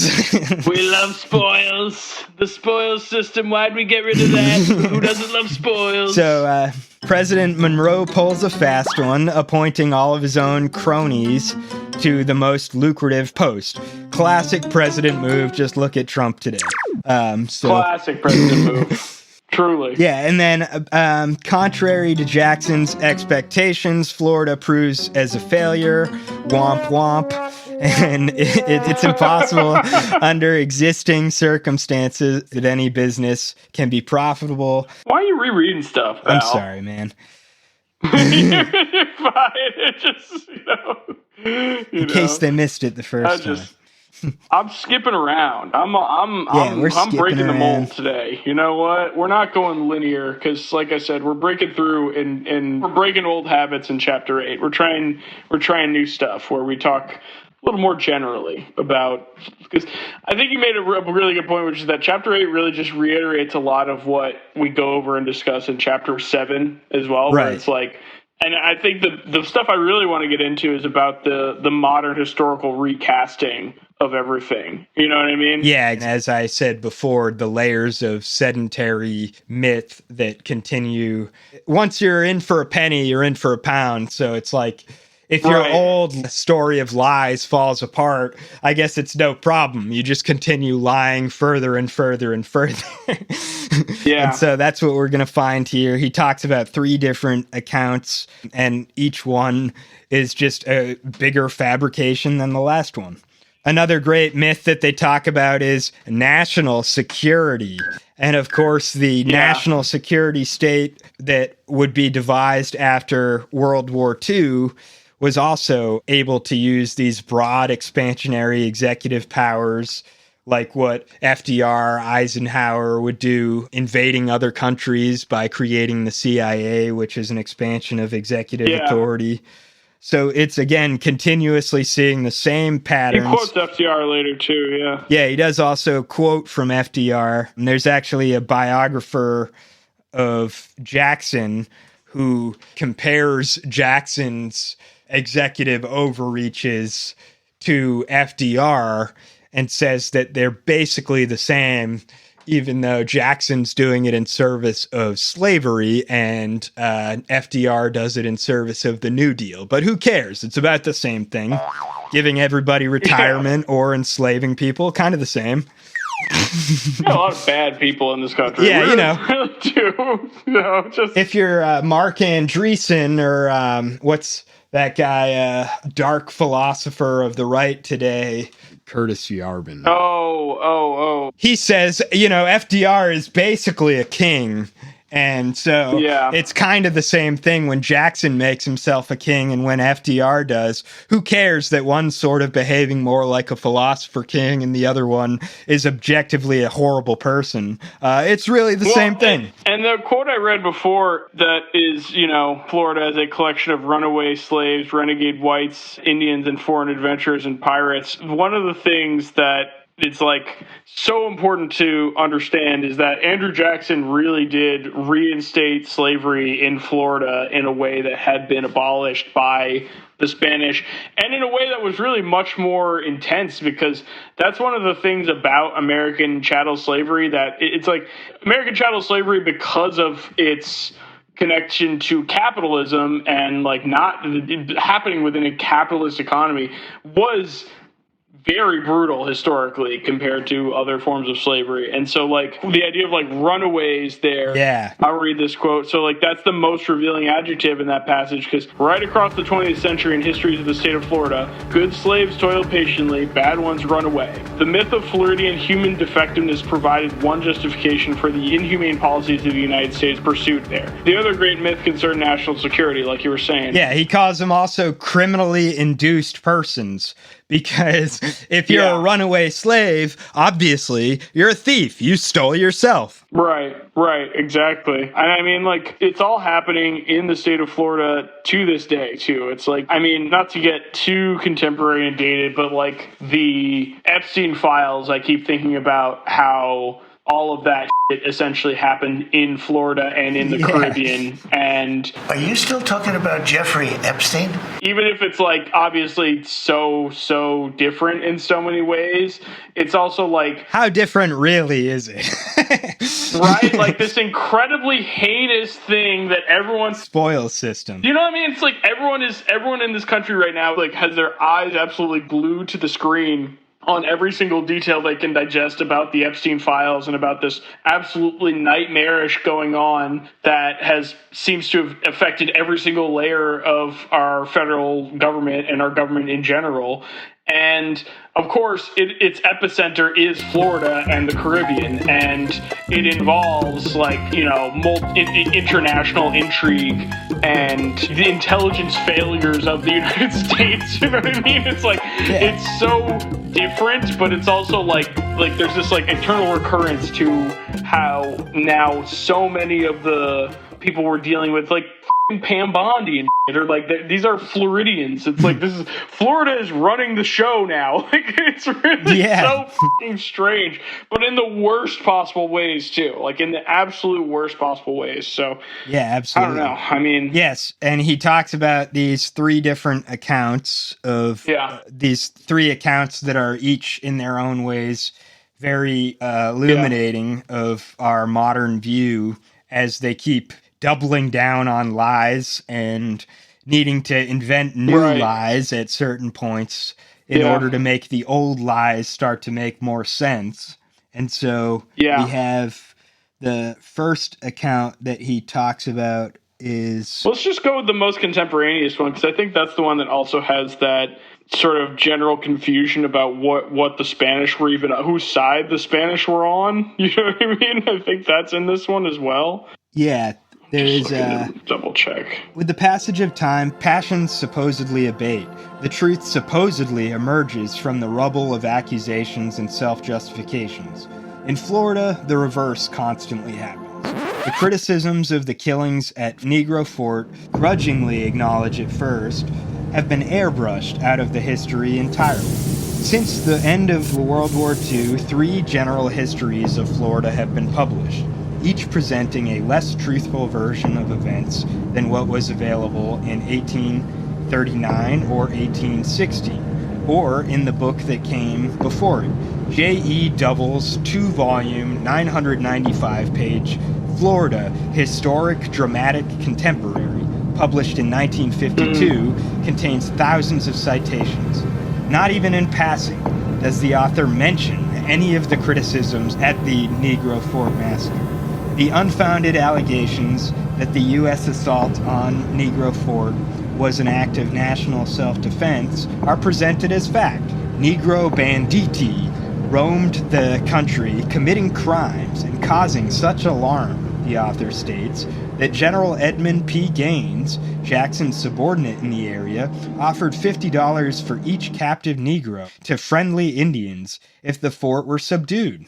In this, as in other accounts, not one specific example of such roving bands ever committing such crimes is ever mentioned, let alone authenticated. The second of these three histories, Charlton W. Thibault's A History of Florida, appeared in 1971. By then, Florida was being physically reshaped by giant construction projects, highways, marinas, new residential developments. Thibault presented the 1816 massacre as an internal improvements project. Killing the people at Negro Fort, he stated, removed any immediate dangers to the users of the river. Can I just say, too, that, I want to make sure to underscore in these accounts the idea that, the residents of the Negro Fort were banditti who were crossing the border and doing shit and doing raids and were hostile to Americans. It's I think a lot about Venezuela and Cuba and the illegal things that they get accused of. And I think about the Patriot Wars having happened not long before all of this happening. And it's what the fuck would you expect? Not only if you look at Florida, is it geographically locked by a border with the United States? So it's there's necessarily going to be some trade happening. If you criminalize that, then the people conducting that trade that are sort of compelled to by geography are going to become criminals. And then again, it's what did you expect these people to be doing other than acting hostilely or in their own self-defense to this polity that's essentially invading? To my point is yeah, they probably were doing. There's a good chance I wouldn't be surprised that there were raids going on or things like that. Yeah, white people can't just show up there. Yeah. At this point, after decades of doing what they've been doing, and expect absolutely it wouldn't surprise me. Yeah, that you're out of your element. What are you doing? That's what they have every right to behave in that way, because look at the state of play up until that point. It's these people have every right to believe that these white people from the North who speaking English are a threat to their lives. Yeah.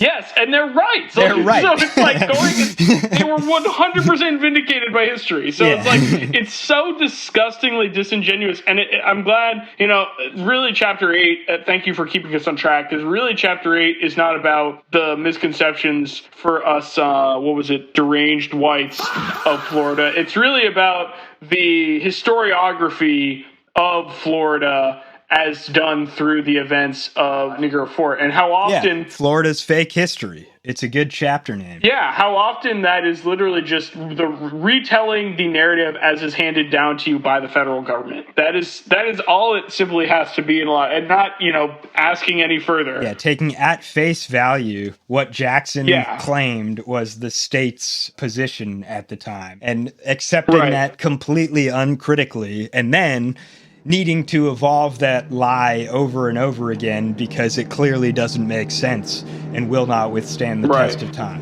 And so, such an approach abuses the past. It also stains the future by providing a false moral context for what people do today. For nearly 40 years, Professor Thibault, a beloved figure in Florida academe, imparted his version of the past to thousands of students. Many went on to shape events during one of the most important phases of Florida's history. To a greater or lesser extent, their actions would be shaped by the idea that Americans are, and always have been, entitled to sweep away whatever stands in their way, whether it be criminally inclined persons or an entire ecosystem. They would carry with them an idea of the past that was factually false, but also morally false in its portrayal of American thought and feeling. For Professor Thibault, like many others, not only writes as though it is acceptable to massacre people, he writes as though throughout their history all Americans have always agreed that massacre is a justifiable technique for achieving American goals. That is not true. Events like Negro Fort Massacre tore at the American soul, with stupendous and tragic results, Yet, Thibault's book, too, contains not so much as a hint that the Negro Fort massacre had any negative implications for America's future. Now, here comes the... Well, and as I said in the last... Well, what were you going to get to? Oh, it's okay. I was going to talk about the third account, but if you've got something to add between that, go for it. I mean, I was just going to say that, like, as in the last episode, and T.D. Allman makes this point as well in there, that's like, okay, if the Spanish aggression was so overwhelming at this point, give us some facts, give us some dates, give us some times when you were attacked. It's like there's nothing. It's the same for the unseen foe felt discussion threatened. we had in the last episode. It's the unseen foe. We're so threatened by your existence. No actual threat. Yeah, it's the multicultural people farming and living on a plot of land. Horrible. Yeah. That has to be done away. It's an existential threat. That is literally it. That is literally it. You know, like that's so. I mean, give us this third account. Yeah. So this third account comes as late as 1996. As late as 1996, blacks and Indians living peacefully together remains the problem. In this book, as in the others, there is not so much as a hint that the use of the U.S. Army and Navy to expand slavery helped contribute to the national crisis that in the end ravaged Florida, almost destroyed the United States, and killed more Americans than the two world wars combined. That, of course, being the Civil War, because all of this leads to the Civil War, and that's what he's saying is that without contextualizing this as the buildup to the U.S. Civil War, we completely neglect the fact that all of this could have been avoided in the first place. I think he even... sorry. No worries. I was starting to say, I think he even covers Princeton historians, 2006 accounts and the issues with them. But like I said, we're not... That's coming up too, we're not going to do a better job than T.D. Allman about, covering the historiography. And I would, as always, when we end these episodes, we encourage you to read the book. Makes for some good reading along. It's also an excellent book, and we do our best to do it justice, but we don't always succeed. And I want to sort of start to round out the episode here. And I found I'm going to come to the last sort of section on here and on about episode chapter 8. And I want to read this quote from one of and I think it speaks to that sense of propriety that people feel Florida is sort of in defiance of or in contrast to, that they would rather not acknowledge. Right. And this is a quote from one of Florida's first American jurists, Judge Isaac H. Bronson, put it. His thoughts about the American acquisition of Florida are that it is an episode in the general history of the nation which, as an American citizen, I could wish might remain unwritten. And that judge got his wish, I think it's safe to say, and especially the story of Negro Fort really proves that. But it begs the question of, I wonder why he would feel that way. I wonder what it is about Florida's induction into the Union that might fill this contemporary American jurist with shame, right? It's, I think, a very revealing quote in its own right. But I kind of want to... I think I'm fine ending the show on that note. I mean, did you have anything else you wanted to make sure to get into before we close this episode out? There's a good amount about this historian named Schlesinger, who's considered to be one of Jackson's best historians, or biographer who writes a positive account on him. And yeah, as Butler said, we can't really beat what Allman does to take apart the entire account of Florida's fake history. I would definitely recommend still reading the chapters. Schlesinger's, right, that's what I'm trying to do. You say you want to compress episodes, and then you read all this stuff. Yeah. It's like, you might make it easy there, bud. But I'm going to, I'll give a Schlesinger quote here that you highlighted that's rather long, that gets to FDR as we can sort of, I think, close the show nicely. But that's the comparison we said earlier. Exactly. Where he tries to compare Jackson to what is pretty much universally accepted as one of the best American presidents. He tries to compare his favorite, being a biographer of Jackson, he loves Jackson, and he's trying to compare him to what is obviously one of the best presidents. We'll see how he does here. We'll see, right. So, heritage of Andrew Jackson, as President Roosevelt has said, is his unending contribution to the vitality of our democracy. Still quoting FDR, in a book published immediately after the U.S. victory in World War II, Schlesinger declares that the enemies Jackson encountered and the victories he won are part and parcel of the victories of those who have lived in all the generations that have followed. We're killing Indians, enslaving blacks, violating treaties, and launching unprovoked military attacks during peacetime really part and parcel of the war to defeat Hitler and the Nazis? Were the enemies massacred at Fort Negro really the equivalent of the enemies Americans fought at Iwo Jima and on the beaches of Normandy? Schlesinger's Jackson fable won the Pulitzer Prize. It enjoyed the same vast popularity Washington Irving's tale about Ponce de Leon earlier had, and just like his Fountain of Youth fable, it propagated a false version of what happened in Florida and what it meant for America that came to be accepted and repropagated as fact. Yeah. So, there you go. And then I think just to end it, we'll end it with the quote that he uses to end the chapter. He says, way back in 1882, The Critic, a New York literary review, revealed why it was so difficult to ascertain the truth about Florida from any published writings. For the most part, the magazine explained, it has been concealed by one or all of three different methods: by intensely magnifying small facts, by withholding great facts, and by actual misrepresentation. What had been true by then for nearly 100 years would be equally true for the next 100 years or more, to the point that the broad outline of Florida history, as generally understood, is essentially fictional. Yeah, I think that's a good place to end it. And I mean, just to underscore that for the listener too, if you think that sounds hyperbolic, go to the Fort Negro Wikipedia page and read about the specifics of what is described as having happened there. Yeah. And tell me if that makes sense with any basic conception of reality. Yeah, if you think that's fictional, I would ask you to restart the series and remind yourself how this story started. What was the founding myth of Florida again?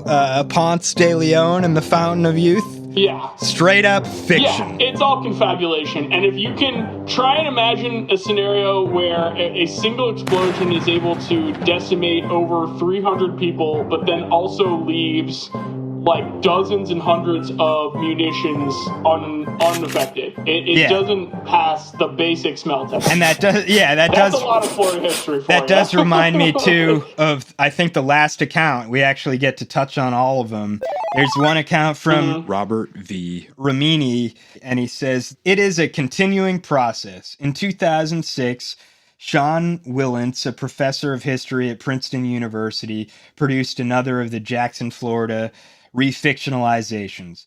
The nation's southern border was threatened by restive Creeks, Cherokees, Choctaws, Chickasaws, as well as the continuing Spanish possession of Florida. Oh, f*** off. Yeah, he adds, bands of Indians with settlements that straddled the Florida border raided and harassed American settlements in South Georgia and escaped into Florida when Americans pursued them. Recycling an accusation that, in this book as in all others, is not supported by one single instance of any such event ever having happened, he then adds the long discredited accusation that the Spanish, goaded by British agents, were encouraging the attacks. The Spanish, however, switched sides 2 sentences later, and, as in Ramini's account, he says, the victims also switch race.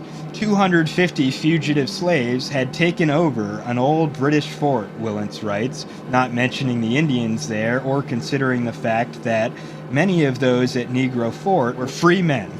He then adds a stunning new fiction. With Spanish support, Americans destroyed the so-called Negro Fort and wiped out its inhabitants. With no sense of self-contradiction, he then transforms the Spanish back into enemies as he describes Jackson's unprovoked and gratuitous attack on the Spanish command center at Pensacola. He concludes his account as Jackson concluded his Florida misadventure by propagating the same ludicrous lie. Jackson had promised back in March to complete his Florida campaign in 60 days. It took him slightly longer than that, but his triumph had come to include winning the de facto military control over all of Florida. It's crazy how that account neglects the whole telling the Spanish, oh, we're not going to with your government, and then taking over their government. That detail really, it's darkly hilarious. But yeah, and who's the Indian giver after this? Right? If you've made it this far, thank you for listening to the continued Florida series. We continue to do our best to not just read the book, but God, we enjoy the book so much, and we're enjoying talking Florida so much. So if you're enjoying it too, drop a like, drop a review, comments. We appreciate all listeners. And thank you for listening. Like I said, if you made it this far, I think we're going to sign off now. The saga will continue. Yep, stay tuned. The saga continues. Next time we're on Chapter 9. I think we can put Chapter 8 to bed as well. Definitely. We covered all the fake-ass historians. You finally got to do two chapters in one episode. It's not. I'm not the problem there, pal. I'm just kidding, but maybe I am too. I don't know. Both like the book. Well, thank you for listening, like I said, and thank you for my co-host for doing what he's doing, but we'll catch you on the next one, okay? All right.